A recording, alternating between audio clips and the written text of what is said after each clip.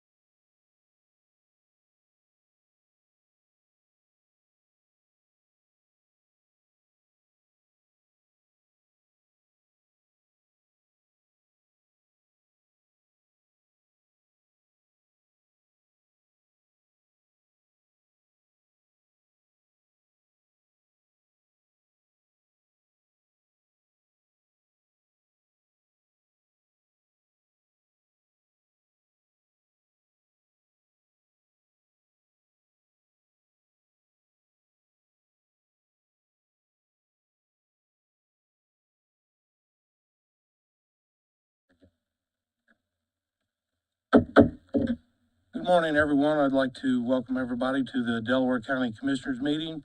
It is Monday, March 4th, 2024. The time is 9:01. If everybody could please stand for the pledge. I pledge allegiance to the flag of the United States of America and to the republic for which it stands, one nation, under God, indivisible, with liberty and justice for all. Ed, could you call the roll, please? Yes. Mr. Henry. Here. Mr. Reagan. Present. Mr. King. Here. Mr. Brook.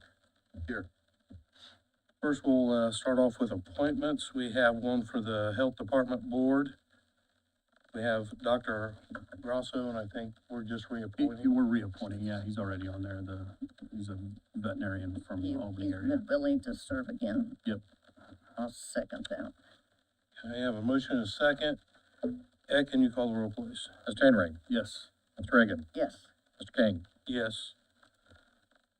Next, we have an appointment for the Central Indiana Regional Transportation Authority, and that would be Kylie Schwackhammer. I'll make that motion. second, Have a motion and a second. Ed, can you call the roll, please? Mr. Henry. yes, Mr. Reagan. Yes. Mr. King. Yes. We did also have one on there for the Visitors Bureau, but Sherry, doesn't believe we have Yeah, I'd a like to spot, so table we're that, gonna table it. please. you want a motion, you want me to make a No, motion? we'll just Okay. remove it, or we won't even table it, we'll just remove it off here for now. Next, we have tabled business resolution 2024-001, a resolution of the Delaware County, Indiana Board of Commissioners concerning real estate by the county. John, we're gonna address that next meeting, correct? Well, the resolution starts the process, and then there's a public hearing that would have to occur before you could actually transfer the property. I've gotten a copy of the survey. The survey shows that the entrances and the sign are on the property of the county, have been for a long, long time. And so this is a resolution to start the process to transfer the real estate, if that's the desire, after the next meeting. So you have to adopt this resolution, which then triggers the Public purpose of the hearing. public hearing and that sort of thing. So, I'll make a motion, we remove the resolution from the table. Second. Have a motion and a second. Ed, could you call the roll, please? Mr. Reagan. Yes. Mr. Henry. Yes, Mr. King. Yes, do you wanna wait and approve it, or you want to do it we'll now? go ahead and approve it now. I'll make a motion, we approve resolution 2024-001. Second. Have a motion and a second. Ed, can you call the roll, please? Mr. Reagan. Yes. Mr. Henry. Yes, Mr. King. Yes, and I will get the notice published for the public hearing. okay. Since we have not received the February 5th minutes, I'd like to leave those tabled at this time. And move on to the interlocal agreement for Hamilton Township. Yes, this is an interlocal agreement that I put together. Basically, it's amending the prior agreement using a lot of the same terms, and there were some items that were renegotiated and discussed between Hamilton Township, Shannon Henry, and Mike Ashley. And so, based on those notes and those records, I've put together an amended agreement for the use of the Hamilton Township Fire Department offices out there off of Wheeling, I think it is. And this is where we're gonna put an ambulance back into Hamilton Township. that's correct. It'll be on a part-time basis. We don't have, enough staffing for this every single day, 24 hours a day, but it will be there. In the event we have extra staff, or Mike has extra staff. Mike's not here today because he's been sick this weekend, but when they have extra staff, then someone will go out there and they'll staff that truck. So I'll make a motion, we remove that from the table as well. Second. Have a motion and a second. Ed, can you call the roll, please? Mr. Henry. Yes, Mr. Reagan. Yes. Mr. King. Yes, and I'll make a motion, we approve that interlocal agreement with Hamilton Township. Second. have a motion and a second. Ed, can you call the roll for approval? Mr. Henry. Yes, Mr. Reagan. Yes. Mr. King. Yes. Next, we'll move to approval of minutes. Once again, I don't believe anybody's received the minutes from the February 20th meeting. I'd like to go ahead and table that also. I'd like to add that, Treasurer or Auditor Carroll explained that there was a crash of some functioning somewhere, and, we are sorry that they're going to have to be, held off, but, it's just part of government. And, I make that motion. second, Have a motion and a second to table the Commissioners' meeting for February 20th. Ed, can you call the roll, please? Mr. Henry. yes, Mr. Reagan. Yes. Mr. King. Yes. Next, we'll move the presentations, Poultry Barn Project, Andrew Eller.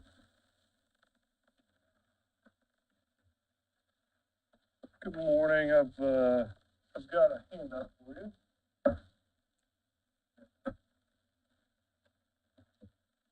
Thank you. Thank you.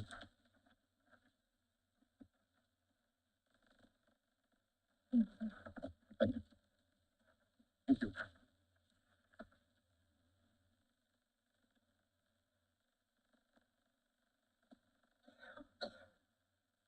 So yeah, I'm Andrew Eller. I'm president of the 4-H Council here in Delaware County.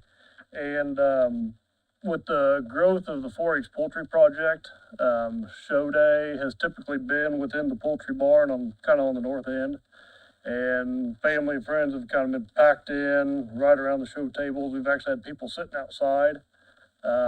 Luckily, the last couple of years, the weather's been good, so it hasn't been an issue. But for this year, we looked at all the different spaces, trying to move things around with the other livestock species. The best option we found is that the show would be moved to the pavilion. They're just to the east of the poultry barn. That'll give us more cover, more space. However, to get from the poultry barn to the pavilion, because we don't want loose chickens running around, and also to help keep, if it does rain that day, to keep the 4-H'ers dry.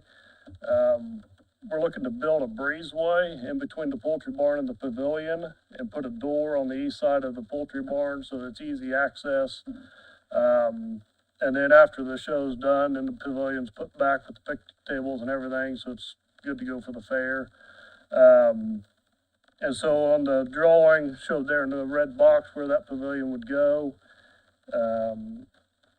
4-H is gonna be covering the cost of this breezeway. And the 4-H Council, the Fair Board have all reviewed it and in support of it, but wanted to make sure commissioners were updated on it and kind of knew what was going to be going on out there. So that's the plan. Any questions for me? Yes, and I was sitting in on the Fair Board meeting when this came up, and I had to leave early, and I was sorry I couldn't stay, but the drainage there, you're gonna have to put some cement down and a roof, but are you allowing for some drainage?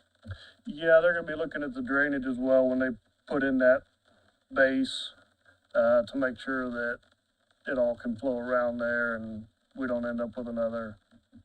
And this would be a good time to ask for people to volunteer to, give you a call if they'd like to help, because Oh, people yeah. do want to help with. And, the 4-H, now, I don't know here in the city, I don't think chickens are allowed, Right. No, But- that's correct. but a chicken can be raised elsewhere very quietly, and Oh, yeah.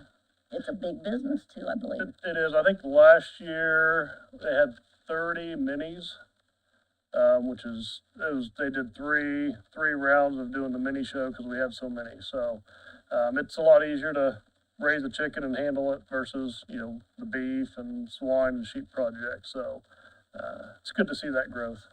Thank you for your presentation. You're welcome. I move we adopt. I'll second the request. Have a motion and a second. Ed, can you call the roll, please? Mr. Henry. Yes. Ms. Reagan. Yes. Mr. King. Yes, thank you. Thank you. Next, Fiddler Technology, Jan Smoot and Charlie Richmond.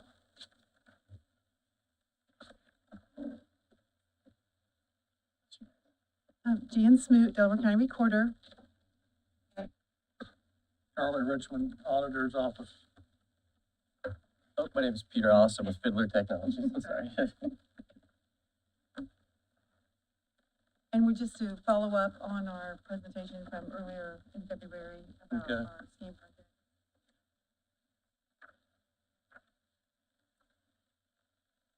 Yeah, we can go ahead and give Greg a call. And Jan is going to be calling in my coworker who currently currently works with her office as our partner. I'm going to go over the same topics that I previously did. If I can pull this up. Covering the total cost of the 2 SCAN projects, how we're going to be able to do the online support for these, and additionally diving into how these SCAN documents can then be accessed by both the public and these 2 offices.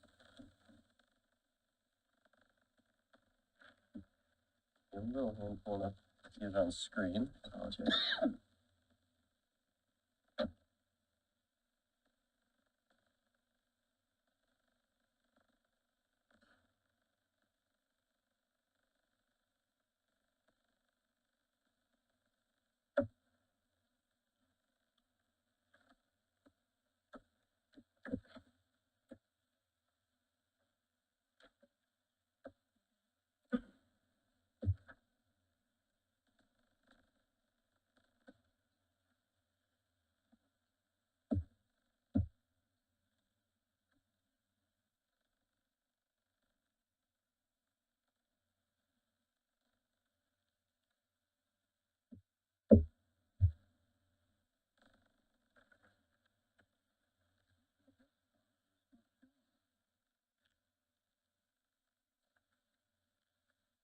I'd still be happy to talk through everything. You have the contracts that cover the exact figures. So I can still cover through those on my end as well, and get you a copy of this if you'd like, but all the information is gonna be covered in those contracts.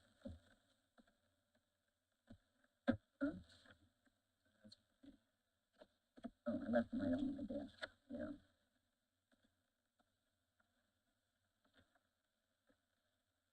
You get your copies.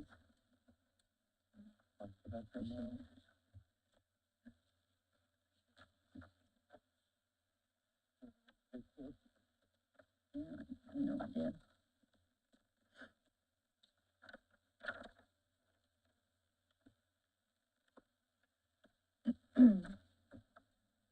If I may, Commissioners, we're trying to get this fixed. The recorder and the auditor's office, we went through our, respective, budgets and things to see what we would have as far as resources would go that we could contribute to the project, and you would like to tell them what you would like to contribute, and see if this is gonna help with the process of.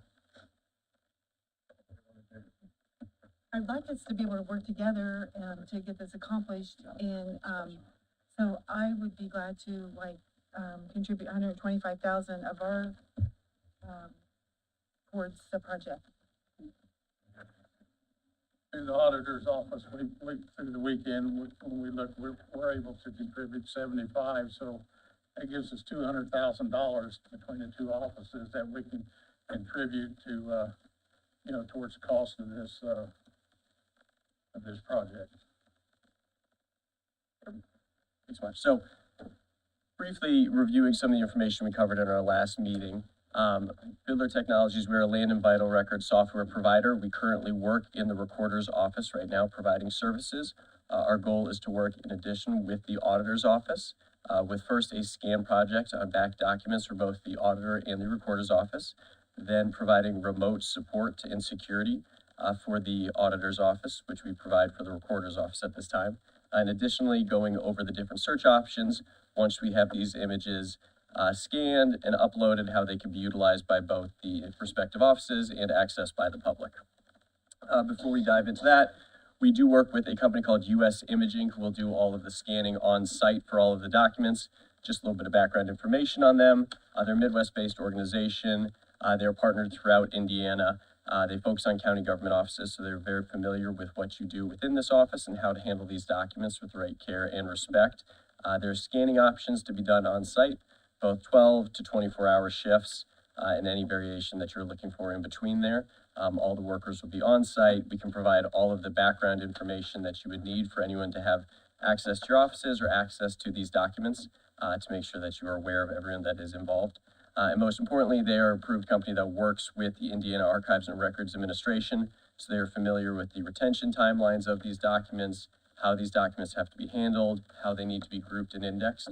What's very important to us when we do these scan projects, if we were to scan 10,000 images, put them on a flash drive and not have them grouped and indexed by the ways that they would accurately be searched, they're not very useful documents. So we are actually very understanding of what these documents entail so that they can be searched accurately. And just for reference, the auditor's office in Porter County and Howard County and the recorder's offices in Madison County, Porter County, and St. Joseph's counties have utilized our services. in conjunction with US Imaging for indexing and scan projects, as well as utilizing our search tools for that, for some local references that have done very similar work. Starting with the recorder's office, the total estimate for this scan project would be $220,369.86. This was based off of a 12-hour scanning shift. Again, these can be edited if we choose to do these two scan projects concurrently and do a 24-hour shift. It would just be more efficient time. We bring in scan teams. So if we were to do 24-hour access or 16-hour access, we could have two teams going within one day. The big overhead cost of that is going to be the scanners that are coming here, staying in a hotel. The longer access we have to the documents, we're able to be more efficient with that scan time. Again, we are going to have a partner relationship manager. That is somebody who works with Fiddler and specifically works with these county offices. So if this project is to move forward, it will be a specific person from our company that will work hand in hand identifying how you search these documents, how they need to be grouped and indexed to make sure that these are usable by both your office and the public. These are things that we'll be doing ahead of time. There is no additional cost for that service to make sure that we're getting these used in a way that you would like. And for the recorder's office, there is no additional software or any other annual maintenance that would be needed to add it outside of this number. We already work with that office, so everything is already covered and under contract, and all of these scanned images would be able to go right into the current recorder's system. Before I move to the auditor's side of this project, are there any questions on the recorder's side that I can cover? No. Perfect. So moving forward with the auditor's office scan project, the total estimate for this project would be $299,332.60. This is again based on a 24-hour scanning shift, which would have two scanning teams here on site. And again, this can be combined with the recorder's scan team project as well. Again, trying to be as efficient as possible for getting the team out here and any of the resources needed to do the on-site scanning. Once again, we're going to work specifically with the auditor's office. Auditor's documents and recorder's documents, while they are searched very similarly by the same people, this is a great way to make sure that we are uploading these and all of them are grouped and cropped to be searchable by auditors specific and people that are searching for those documents. For this project, there's a physical backup provided for these documents as well. It's very important to us, these images are yours. If we do this scan project, this is your information. There is no leverage that we are holding them from you at any point. We will also have search options with that, but once the scan project is done, these are always your images. Before I move on to the search options, are there any questions on this initial scan project with the auditor that I can highlight? No. One of my questions Yep. is, when you've gone to other counties, how did they find all this money? Do you have any scenarios? Some of it has been through ARPA, some of it has been through an understanding of very similar to a situation like this, that whether it has been their office, an office nearby, it is the understanding that many of these documents are not backed up in any capacity, and you can look at the negatives of that in several ways. One, from a historical standpoint, these are historic documents that are a part of your history that you want to make sure are preserved, but additionally, they are taking up physical space and have no option to generate revenue for you in a convenient manner now. So that is how people have looked at these for the scan projects.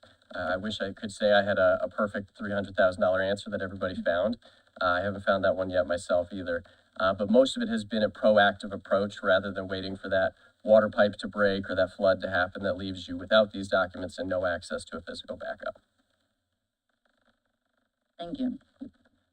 So moving forward, Bastion is our remote storage and security. We already work with the recorder's office for this. This would be something that is also provided to the auditor's office. The goal of this is that all of the information is going to be handled by Fiddler. It is handled off-site, and all the security concerns and costs that come with that, Fiddler will take.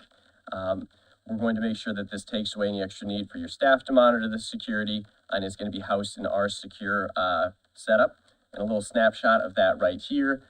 This is the different layers of security that we have. We are always doing snapshots of our system every 20 minutes where it is saved at one level. We then also do every several weeks backup, moving forward to every several months.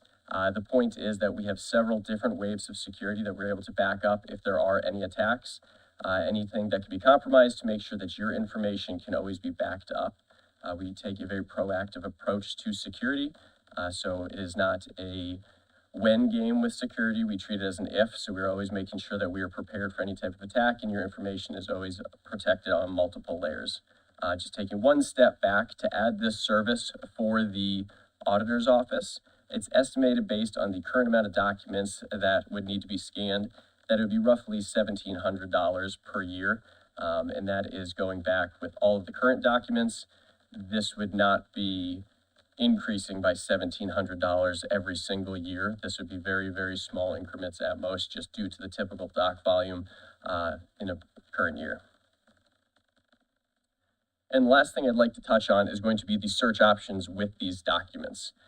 We have a tool called Laredo that is utilized right now by the recorder's office. This allows the staff to access these documents as well as the public. Because these documents are so often searched by both searchers that are looking for documents to the recorder's and the auditor's office, we would be able to upload all of this information under the recorder's Laredo account. Jan feels comfortable with this, so it does not mean that we'll need to create any additional licensing or cost to Laredo for the auditor's office. This can be done in conjunction and allows these documents to be searched by very common searchers that are looking through both offices. So this would allow these documents to generate some revenue for you without being an additional licensing cost to have the public access this information. All of it would come through the daily upload that Jan's office does as well. All this information would be in one place. It would be clearly labeled and coded so people could understand if I am searching for something in the recorder's office or the auditor's office. But under this umbrella, it allows these documents to generate revenue while also not forcing additional licensing for the auditor's office. So that is the general overview of the two scan projects, the remote storage and security, as well as the search options. Are there any questions on this project that I can highlight for you? No, thank you. Greg? Greg? Yes, I'm here. Do you have anything to add to any of that? No, Peter's done a great job. Okay. Very clearly laid out, and I don't see any gaps in the information you presented that I should fill. All right. That's my boss. That's always very good to hear. Thank you.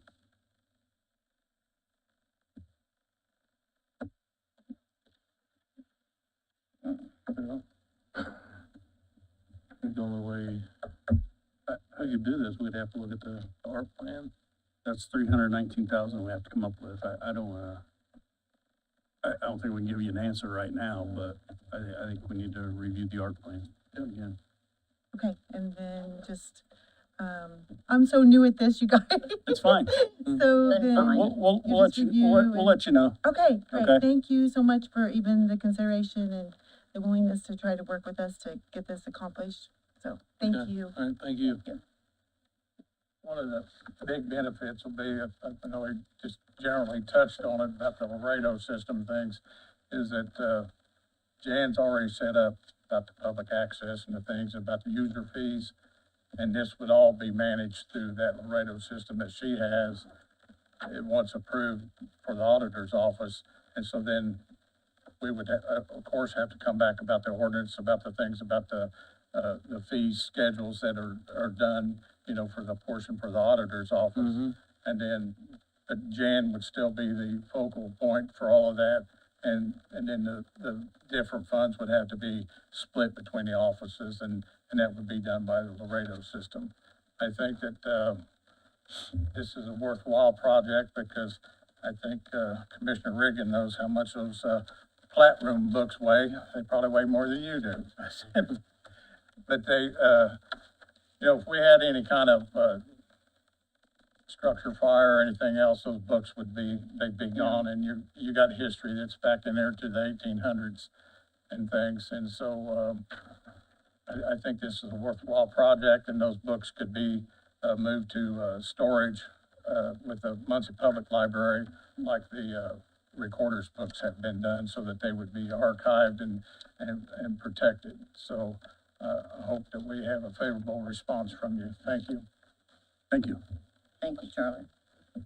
Kathy, I'm not trying to put you on the spot. Did you guys search for any of those documents or use any of that kind of stuff in the other counties?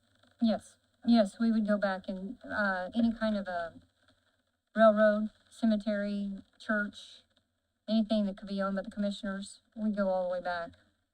in history, so yes. You use a system like that currently? Electronically, no. Yeah, okay. We do have one in Madison County that was done, and it was done in-house. And all of their transfer books are set up so that we have to go page by page. You can't do, under like the letter M or the letter V. You do page by page to find it, and it is difficult. But I honestly have never seen like the Howard County or Porter County product, so I don't know how they do it. And I'm talking transfer books, mostly what I'm talking about. Okay. So I'm sure the user fee would be nominal and you'd be willing to pay it. From what I understand, it's like $50 a month, if that's what I understand for users. Yep, so there's two different ways that you can use it. For somebody like yourself, you'd most likely use either a time fee or a monthly fee. You can also do as a slightly more expensive one-off per page certain situation, but for somebody who's doing more professional searching, yes, you would get that subscription, we call it. So yes, go ahead.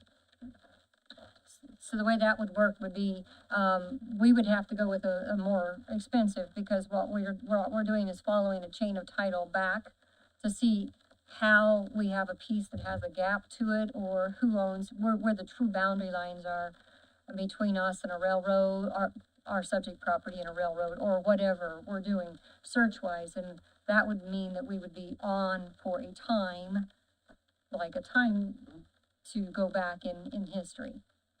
So you think your office would use the service, I guess is what, I'm not trying to put you on the spot, but you think you would use that If the books service? are not available, we would have to use the service, so yes. Okay, thank you. Thank you.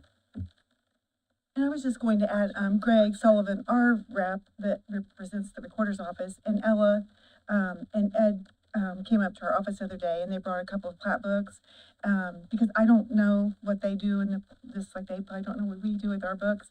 And I think it will be very user-friendly. Ed, do you agree? Yeah. There'll be a So we did have a learning meeting. curve. And I got Ellen involved because she's the one who used those books, if anyone in our office used them. And, I asked her to go through, because there's a couple different styles of books, but essentially the way she searches for, any transfers, they've got searches built within their product, so she can search by, address, by person. There's different ways of searching, and, she found it very user-friendly to be able to do that. So we would have that available to all the employees within the county that we use at no charge, but for the public and companies, there would be a user fee. And we're looking at this thing from a annual cost being offset and paid for by the user fees that are currently generated. So going forward, there should be no additional cost. Just the initial.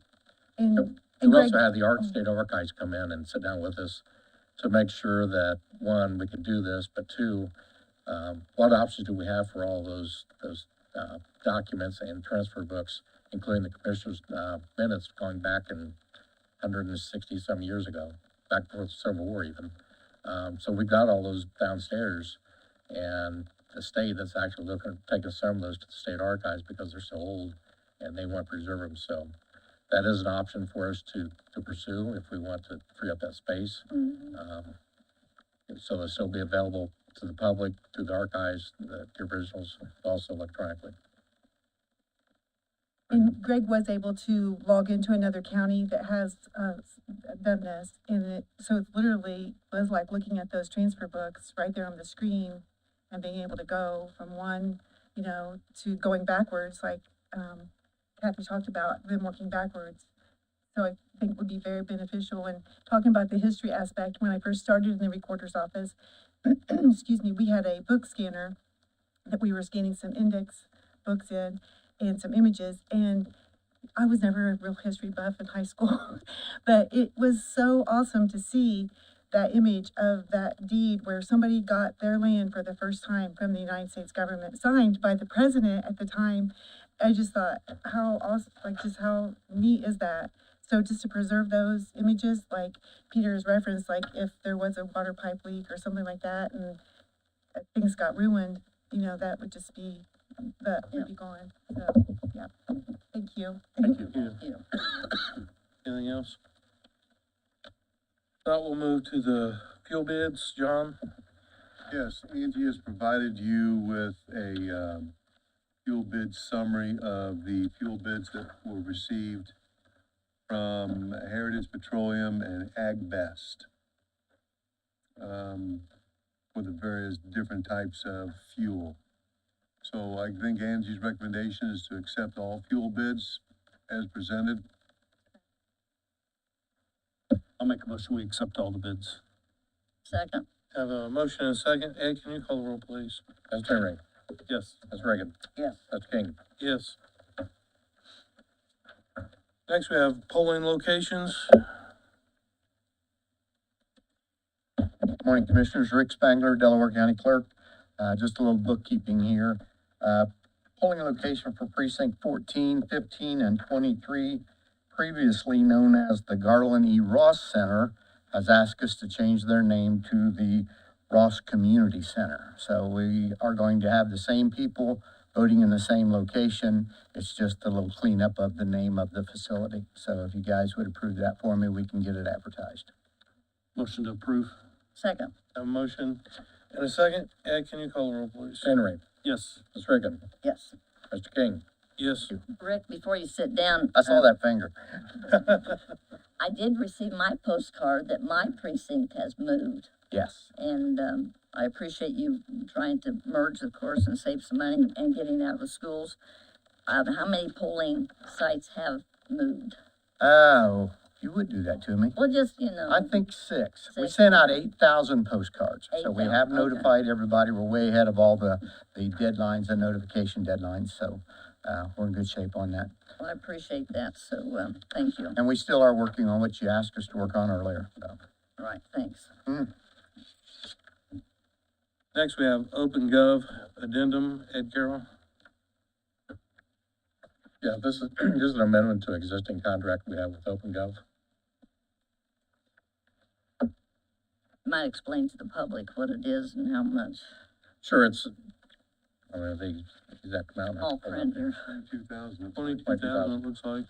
So essentially, they are working with us in reference to the ARPA storage and the chart of accounts. And what we've learned is, and they actually found this in the report for us, that we can actually generate reports and tell you how much office supplies we spent for a department. But we have no ability to know how much money we spend for office supplies as a county. That's partly because of years and years, decades of entering into our system, each department, but no guidelines or, and really it comes down to guidelines or procedures, concerning setting up new accounts. So as we continue to upgrade into newer platforms for, our financial system, what we've found is that we just keep putting the old, as they say, crap in and crap out, putting the old stuff in, and now we're in a situation where we can't generate reports to find out how much we spend by category. And all this stuff has to be manually entered into, this DLGF at the end of the year, because we can't import it because we're not set up to be able to do that. So that's part of what this is, intended to resolve. Gonna clean it up a little bit. Right. Good. I move we adopt. What are we paying for it out of? We should be able, if you Yep. said I thought you said, it's part of the ARP. Right. So we should be able to take it out of the administrative fees Administrative. out of that to pay for this. I'll second it. Have a motion and a second. Ed, can you call the roll, please? Mr. Henry, Yes. Mr. Reagan, yes. Mr. King. Yes. Next, we have scope of services from Baker Tilly. This is for a, addition for some financial services provided by Baker Tilly as to some possible proposed annexed areas and how that would affect the county general fund and what it would do to some of our, TIF areas. And so this is, the additional analysis the county needs as well as the county council needs for planning for the future. We show the reduction of funding and Right. we're going to the county general. And it's also gonna come out of the ARP money, $32,000. No. And we'll probably pay this one out of edit, Sherry. And all the different edits, Yep. or our edits. It'll be all the different edits. I'll make a motion, we approve. Second, A motion and a second. Ed, can you call the roll, please? Mr. Henry, Yes. Ms. Reagan, yes. Mr. King, Yes. Next, we have Barber subdivision, Nanny Haven subdivision, Riggin Homestead, Ashton Land Surveyors. Morning, Kathy. Good morning. My name is Kathy Van Ice, and I'm from Ashton Land Surveyor at 325 West Washington Street, Muncie, Indiana. First one on the list is for the Barber subdivision. This is a two-lot subdivision that we are dividing off the north. Well, we're dividing both properties into lot one, lot two. The north parcel is going to be sold to the person who is the west adjoiner. It is, right now, currently R3 zoning, and their intention is to be able to take the barn and combine it with their property that's to the west, rezone that, and, make it so they can build a house to the west. Yeah. This is on County Road 500 East in DeSoto. Have gone through plat committee, and we do have approval. Motion to approve. Second, A motion and a second to approve. Ed, can you call the roll, please? Mr. Henry, Yes. Ms. Reagan, yes. Mr. King, Yes. Thank you. The second one's for Nanny Haven subdivision. This one is on Centennial, and, again, we have a house that sits on lot one, which is the 1 acre tract of ground.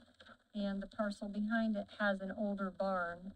The older barn it is old enough that it, does probably have lead paint. To be able to purchase this property, they can only sell off the 1 acre, one lot, lot one. Because the people who are purchasing the bank will not lend with a chance of having lead paint in the older structure. It is a good barn, it's just the fact that it has a potential of having lead paint.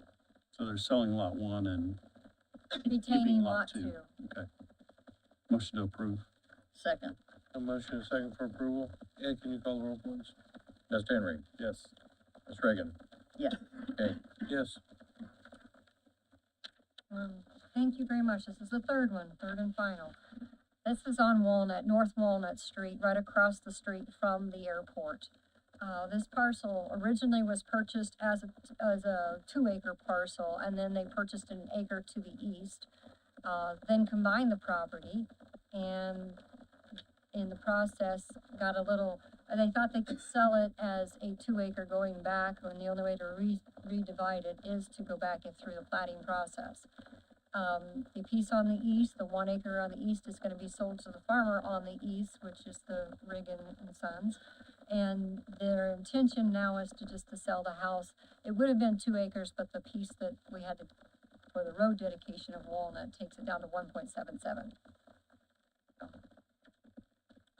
Let the record show that I had nothing to do with this. Oh, yeah, you did not. Motion to approve.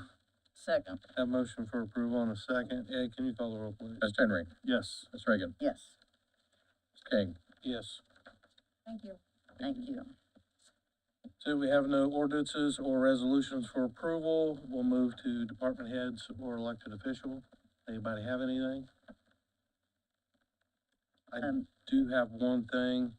Forgot to do this in the appointments, but I am going to come off the DAC board and Sherry will replace me, so we'll need a motion to remove me and add Sherry. So moved. Second, Ed, can you call the roll, please?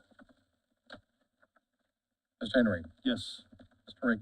Reagan, Mr. King, Yes. With nobody else, we'll move to payment of claims in the amount of $712,769.61. so move. Second. Have a motion and a second. Ed, can you call the roll, please? Henry, Yes. Ms. Reagan, Yes. Mr. King, Yes. Did we have anybody signed up?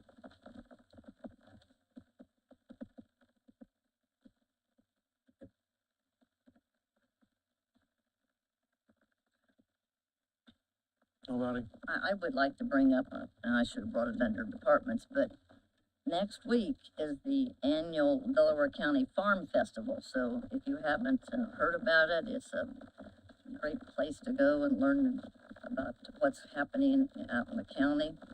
And it's Tuesday and Wednesday, and they also have Good food. breakfast, lunch, and dinner, so if you'd like to have a brochure, please come forward, but, You pass those around, Chair. well, yeah. So it's just lots of fun and a lot of good food. Nothing else, I'll entertain a motion to recess. So moved. Second, Ed, can you call the roll? Mr. Henry, Yes. Ms. Reagan, yes. King. Yes. Go to recess.